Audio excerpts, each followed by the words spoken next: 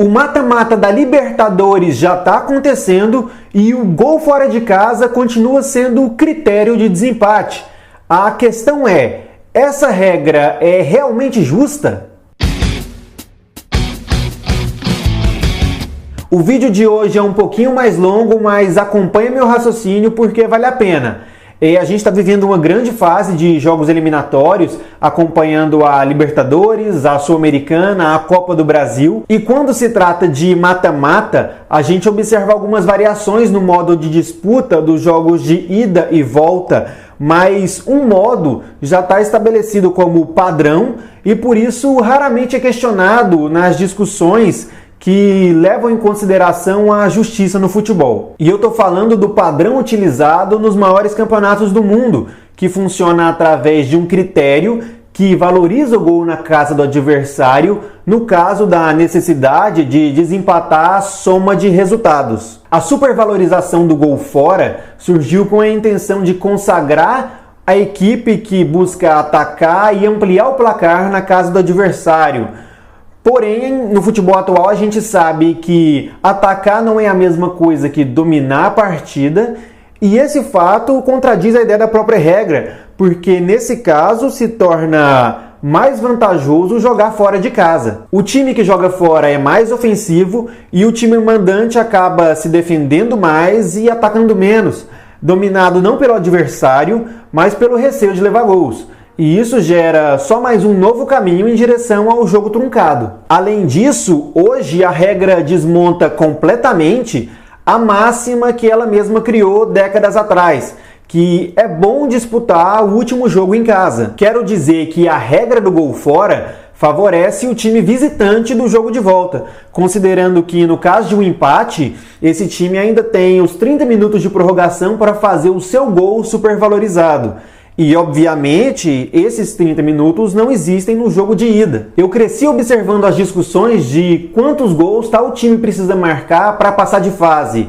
E no meio do jogo, quando esse time tomava mais um gol, a conta já mudava completamente. E constatei que esse mata-mata era situado em alguns conceitos. E os principais eram: é bom disputar o último jogo em casa, e valorizar o gol na casa do adversário estimula o time visitante a sair para o ataque ao invés de ficar só se defendendo ou até entupir o gol com os 11 jogadores disponíveis. E na maioria das situações isso tudo fazia sentido, mas eu vi o futebol amadurecendo diante desses conceitos e cresci vendo essas afirmações perderem peso. Talvez a regra já tenha cumprido o seu papel de melhorar a qualidade dos jogos, e agora tem que dar espaço para um novo modo de disputa mais justo para o futebol atual. Muitas vezes é necessário quebrar algumas tradições. Pode ser verdade que antes da supervalorização do gol fora, os times visitantes se defendiam demais, mas também o trabalho dos treinadores nunca foi tão valorizado. Merecidamente eles estão ganhando muitos créditos pelas grandes mudanças no futebol nos últimos anos, mudanças positivas, com mais formas de se jogar, com mais estilos de jogo e também mais formas de pensar uma equipe para jogar contra um time de nível técnico superior. E mais, a retranca nunca foi tão respeitada. No bolo dos maiores técnicos se destacam alguns ofensivos, como a gente está acostumado a ver, mas no mesmo patamar a gente encontra técnicos diferentes, extremamente defensivos, baseados no meio campo fechado e que jogam no contra-ataque independente da potência do adversário. A velha estratégia Rocky Balboa de levar golpes enquanto estuda o adversário deixou de ser uma piada dentro de campo e se tornou realmente um caminho possível em direção à vitória. Nos últimos meses vimos grandes times que valorizam a posse de bola serem eliminados por times que são cuidadosamente organizados com uma marcação eficiente. E voltando ao sistema de disputa, que é o assunto principal, eu utilizo essas informações que eu acabei de falar para analisar que a consagração do gol na casa do adversário é quase uma ofensa ao sistema tático defensivo. De forma mais prática, eu vou recorrer ao placar básico e constante na soma de resultados dos jogos de ida e volta.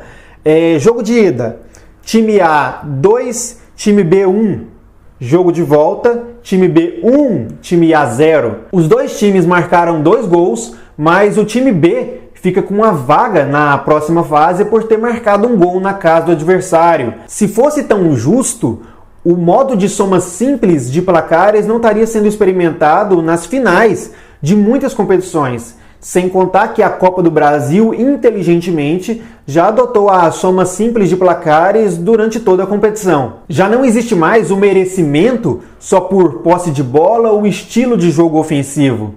O fato é que a filosofia estimulada pela regra do gol fora já não é mais uma filosofia funcionalista do futebol. É verdade que essa regra contribuiu com o avanço do futebol até o nível que a gente pode ver hoje, mas talvez ela já tenha cumprido seu papel.